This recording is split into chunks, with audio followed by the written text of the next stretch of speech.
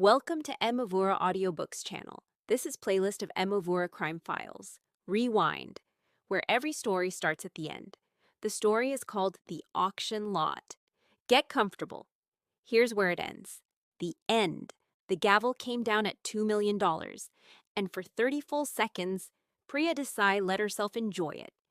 The applause rolling warm through the auction house, the flash of phone cameras catching the winning paddle raised high in the third row, the museum director 3 rows back, mouthing a quiet thank you in her direction over the heads of the crowd. She had authenticated hundreds of pieces in her career: minor Dutch landscapes, a handful of disputed sketches, one very good fake she'd caught early enough to save a client real embarrassment. She had never once closed a room out this cleanly, this triumphantly, with people actually turning in their seats to look at her. Then 2 detectives in plain gray suits walked up the center aisle, past the champagne trays still being refilled, past the still clapping crowd who hadn't yet noticed anything was wrong, and asked her, very politely, almost apologetically, if she would step outside for just a moment. There was something they needed to clarify with her directly. Winmere's study number 4, one of them said once the heavy door had swung shut behind them, cutting off the noise of celebration entirely, isn't a Winmere at all. Her name was on the authentication certificate, printed in careful serif type beneath the auction house's gold seal, her signature, in her own steady hand, on a document that had just made a stranger $2 million richer for a painting worth, in plain truth, exactly nothing. Hours earlier, 4 hours before the sale, Priya had driven out to the edge of the city to visit her old mentor, retired appraiser Jeffrey Ashcroft, in the assisted living wing where he now spent most afternoons half asleep over unfinished crossword puzzles. A blanket over his knees even in summer, she'd shown him a photograph of the painting on her phone screen, tilting it toward the window light so he could see it properly, hoping mostly for a small nod of approval before the sale went ahead without him, the way she always used to seek his approval before every major call in her career. Instead, his hand had begun to tremble over the glass, and his eyes, usually so distant and slow these days, sharpened all at once, the way a man's eyes sharpen when an old memory surfaces uninvited and unwelcome. "I painted that," he said quietly, almost laughing at the sheer improbability of it, at the strange joke life was playing on him in his final years. 1974, a student exercise.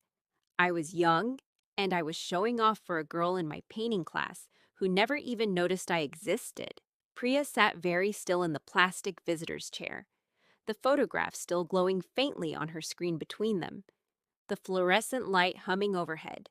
Then she thanked him for his time, gathered her coat, drove back into the city in near total silence, and let the sale proceed exactly as scheduled, telling herself the whole drive that surely someone else, somewhere, would catch it if it truly mattered to anyone but her.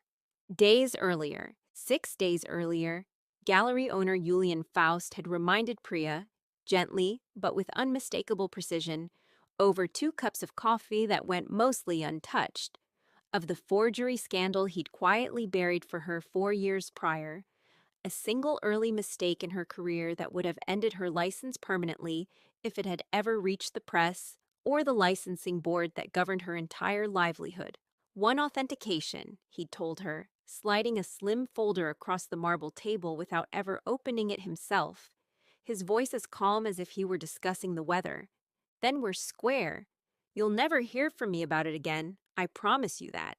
She hadn't asked enough questions about where the painting had actually come from, because some quiet part of her already suspected she couldn't afford whatever the honest answer would turn out to be.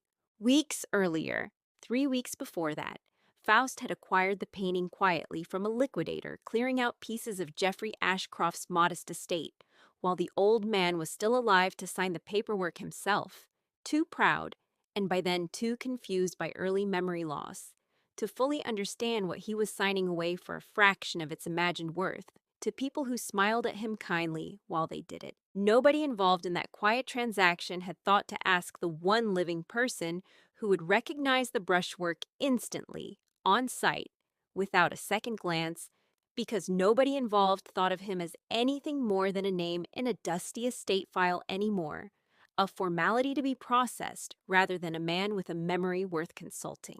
The beginning. Jeffrey Ashcroft had trained Priya himself 20 years earlier, standing over her shoulder in a cramped studio classroom that smelled of turpentine and old coffee, teaching her patiently to spot the telltale seams and hesitations in a forgery better than almost anyone alive in the field.